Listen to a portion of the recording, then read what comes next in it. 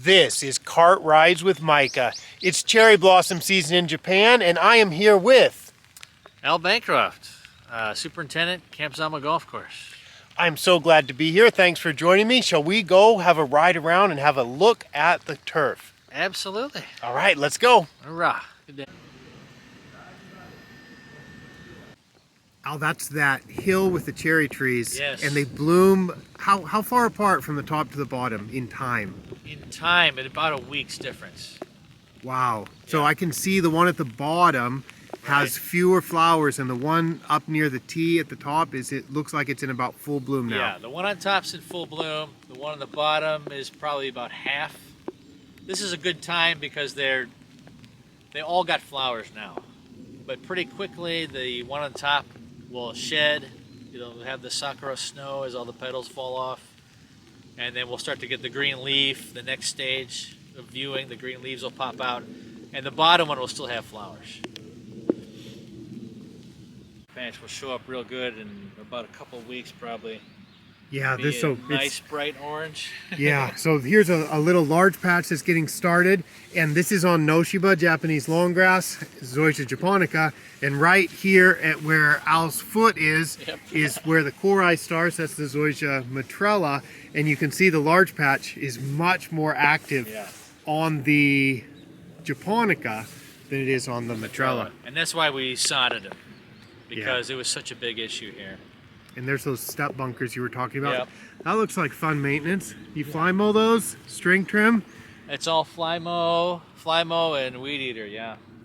Yikes. And they always need sand. I am always throwing sand back in these. They get a lot of play. Yeah, I suppose some people don't get out on the first shot. Yeah, and with the age of golf members nowadays, this is nobody wants to climb this. This is an interesting little hole. Yeah, 13th green. It's a deep green, very skinny. You can reach it if you're a good hitter. You can reach it from the tee with a shot. So it's a good birdie. It has some step bunkers that you can just see off the front there. It's a little bit funky. And these holes kind of bump into the base. And how's your air movement back here with, like, that's 2 or 3 meters, 4 meters above us. Yeah, So actually very good. the air movement When the here. wind is blowing this Okay. way, that is definitely when you can reach the green. Probably with a 3-wood, because it'll, afternoons down here in Zama will blow 22 meters per. I mean, it really going. So into the wind, impossible. With the wind, not so bad. We're on the 3rd green. 3rd green. I know on frosty mornings you'll have golfers up here playing. Yes, sir. I heard you don't have frost delays. Can you show me the damage? We have no frost damage. And how do you pull that off? What's your secret? No secret. We just don't freeze that hard. And when we do, we cover, this one will get covered about 1/3 of the green. We have a cover that covers about 70% or so, and we fold it in half, mostly just to make it easier for us to put it on and off. It's one we haven't replaced yet with a smaller cover. But we just don't get any damage. So, but I've seen pictures that you've posted Yeah. on frosty mornings, and you've covered where the hole location will be. Right. And then people are walking through the frosted bent grass Yes. to get to the area around Right. the hole, and that area won't have frost. Right. So where the foot traffic is really concentrated around the hole, there won't be frost because you've covered it. Right. But then there still is actual frost around the perimeter. Yes, Because like you yeah. said, the cover doesn't cover the entire green. And where those footprints go on the frost, there's no damage. There's no damage. Yeah. That's crazy. And we're basically covering for convenience. So if customer you hit a service. good shot, Yeah. it'll stick a little bit. It won't shoot off in the ice. So, yeah, skid off on the ice. Al, I just noticed those yellow markers. We're on basically an island green here. Can Par you? 3. Yeah, island green on a par 3, and it's a rainy day. But what's up with the tee markers that are right here on the island? Can you show me these? Sure. These are the playing four markers. So Playing for like 4, watch out? like you'd be your fourth shot. Okay. So you hit your ball in the water. We have 3 ponds here. So if you duff your ball in the water, you place between these markers for your fourth shot. It used to be on top of this tee up there. You can just see to my left. But a lot of people were still duffing it in the water, so we moved them down here right next to the green.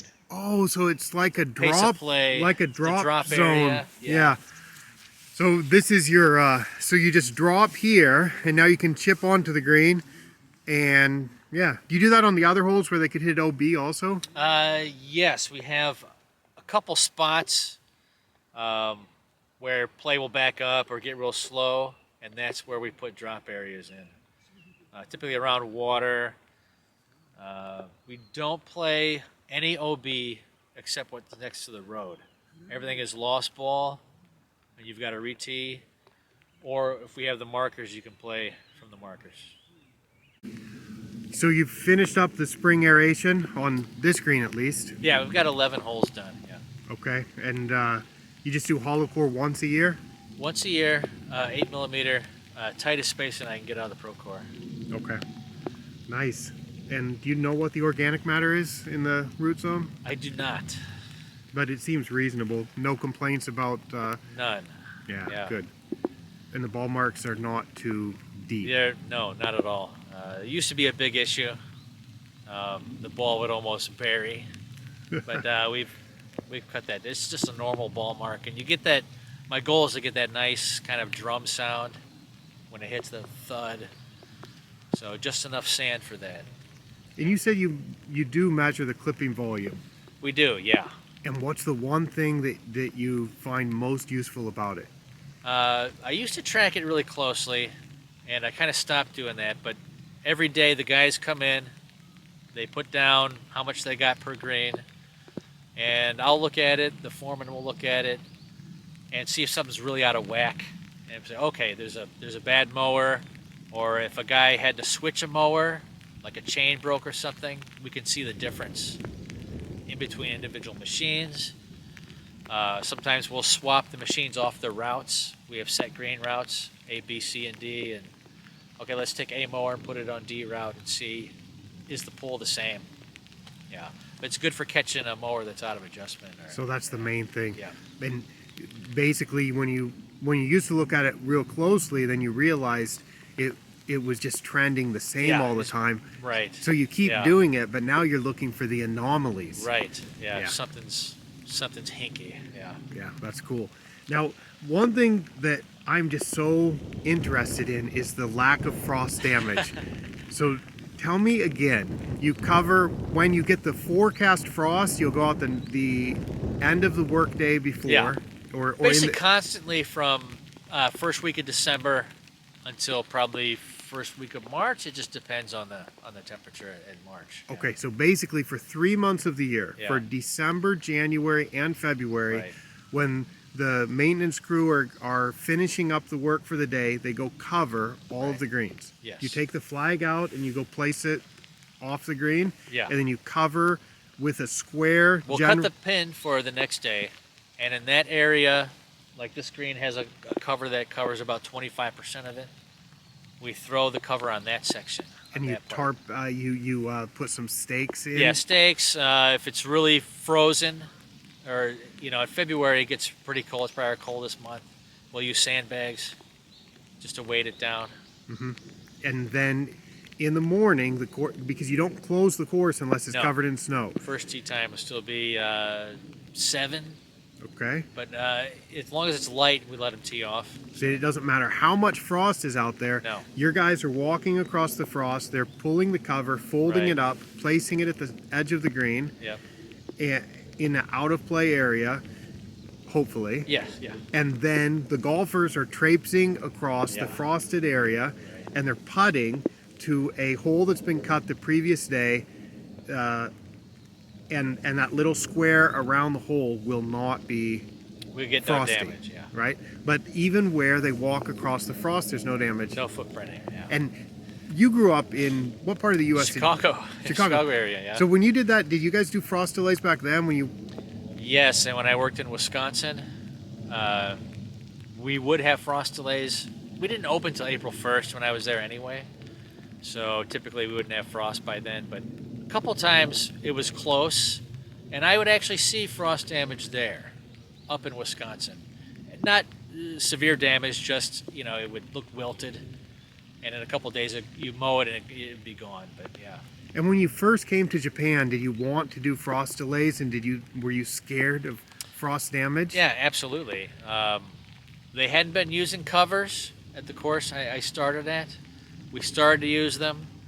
They did help the green stay greener throughout after the winter, but we didn't have frost damage, and those covers didn't cover the entire green either. It was just the size that they were. There was no planning for that, but yeah. So it's kind of like me. I wanted to do frost delays when I was a course superintendent in Japan, and you may have heard that story before, but I tried to do it, and the course owner called me and said, no, you're not doing that because we are going to let the customers play. We don't do frost delays in Japan. And I discovered that there just wasn't that much damage, and it seems like you've discovered something similar. I did frost delays when I was working at Tama. Especially the one I was always worried about. We had a shotgun at that time, was a 16th hole, and it had a giant pine tree in front of it, and you would see the frost in the shape of the branches kind of all over the green, and I was always worried about that until I realized nothing was happening. We weren't getting any damage, even when maintenance, players, it just wasn't causing damage. We're not getting cold enough.